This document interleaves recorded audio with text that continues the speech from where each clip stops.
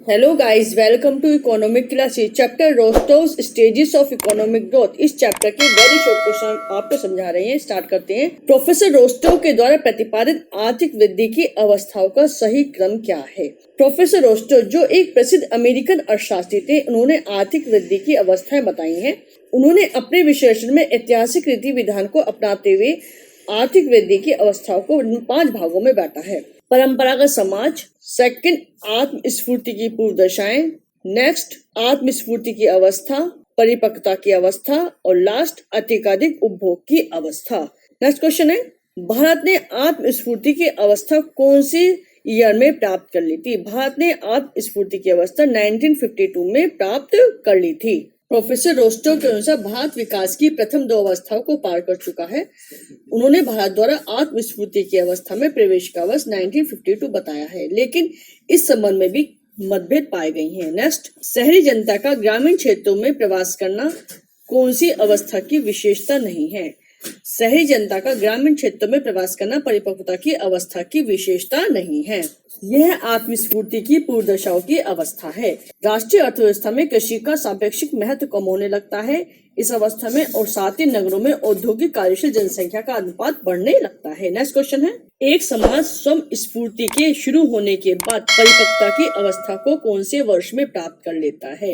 एक समाज स्वयं स्फूर्ति के शुरू होने के बाद 60 वर्ष बाद परिपक्वता की अवस्था को प्राप्त कर लेता है। यह अवस्था एक दीर्घकालीन प्रक्रिया होती है, फिर भी स्पष्ट है इस अवधि के लिए कोई निश्चित रूप से भविष्यवाणी नहीं की जा सकती। नेक्स्ट क्वेश्चन है, यह स्पष्ट है कि आत्मस्फूर्ति की अवस्था के लिए समाज में एक ऐसे वर्ग का अस्तित्व और सफल कार्य आवश्यक है जो जोखिम लेने के लिए तैयार है। यह कथन किसके द्वारा दिया गया है? प्रोफेसर रोस्टोव के द्वारा यह कथन दिया गया है। उन्होंने बताया कि देश में एक ऐसे सामाजिक, राजनीतिक और सांस्कृतिक ढांचे का निर्माण करने के लिए कुछ लोगों की जरूरत है जिनके द्वारा नवप्रवर्तन के कार्य किए जा सके, बचत की दर ऊंची हो, आधुनिकीकरण की नीति को अपनाया जा सके। नेक्स्ट क्वेश्चन है, चरागाह की अवस्था किसके द्वारा दी गई है? चरागाह की अवस्था रोस्टोव की अवस्थाओं में शामिल नहीं है, लेकिन यह प्रोफेसर फ्रेडरिक डिस्ट द्वारा जो प्रतिपादित अवस्था की गई उसमें शामिल है। सबसे पहले उन्होंने आखेट अथवा जंगली अवस्था, दूसरी पशुपालन और चरागाह अवस्था के बारे में बताया है। नेक्स्ट क्वेश्चन है, आर्थिक उड़ान की अवस्था अथवा विधिवत विकास की अवस्था किस अवस्था को कहते हैं? आत्मस्फूर्ति की अवस्था को आर्थिक उड़ान की अवस्था या विधिवत विकास की अवस्था कहते हैं। प्रोफेसर रोस्टोव ने इस अवस्था को इस प्रकार समझाया है कि आत्मस्फूर्ति अविकसित अवस्था और विकास की चरम सीमा के बीच एक मध्यांतर की अवस्था होती है। नेक्स्ट क्वेश्चन है, प्रोफेसर रोस्टोव के अनुसार आत्मस्फूर्ति की अवस्था कितने वर्ष बाद प्राप्त होती है? आत्मस्फूर्ति की अवस्था 20 वर्ष बाद प्राप्त होती है। इस अवस्था में क्रांतिकारी परिवर्तन होते रहते हैं, अर्थव्यवस्था आत्मनिर्भर हो जाती है और विकास स्वतः होने लगता है। आर्थिक विकास की बाधाओं पर काबू पा लिया जाता है। नेक्स्ट क्वेश्चन है, यह बताना कठिन है कि अत्यधिक उपभोग के पश्चात कौन सी अवस्था आएगी? यह कथन किसके द्वारा दिया गया है? प्रोफेसर रोस्टोव के द्वारा यह कथन दिया गया है। उनके अनुसार देश के नागरिकों का रुझान आरामदायक और विलासिता संबंधी आवश्यकताओं की संतुष्टि करने में लगा रहता है, इसलिए हम ये नहीं कह सकते कि वह कौन सी अवस्था है जिसमें जो अधिक उपभोग की अवस्था के पश्चात आएगी। नेक्स्ट क्वेश्चन है, परंपरागत समाज की अवस्था कौन सी अवस्था कहलाती है? परंपरागत समाज की अवस्था अत्यंत पिछड़ी हुई अवस्था कहलाती है।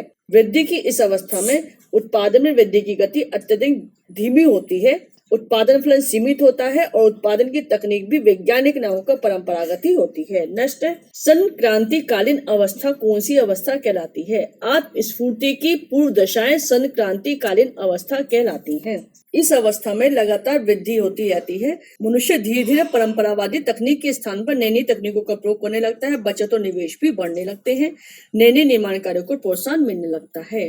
नेक्स्ट, स्वप्रेरित अवस्था कौन सी अवस्था को कहते हैं? परिपक्वता की अवस्था को स्वप्रेरित अवस्था कहते हैं। प्रोफेसर रोस्टोव के अनुसार इस अवस्था को हम ऐसी अवस्था के रूप में परिभाषित कर सकते हैं जबकि एक समाज ने अपने अधिकांश साधनों में आधुनिक तकनीक को प्रभावशाली ढंग से लागू करना शुरू कर दिया है। अर्थव्यवस्था का निरंतर विकास इस अवस्था का सामान्य लक्षण बन जाता है। लास्ट क्वेश्चन है, आर्थिक विकास की अंतिम अवस्था कौन सी अवस्था कहलाती है? अत्यधिक उपभोग की अवस्था आर्थिक विकास की अंतिम अवस्था कहलाती है। इस अवस्था में जनता की सामान्य दैनिक आवश्यकताएं आसानी से पूरी होने लगती है और सामान्य उपभोग का स्तर भी ऊंचा हो जाता है। इसी के साथ इस चैप्टर के क्वेश्चन से कंप्लीट होते हैं।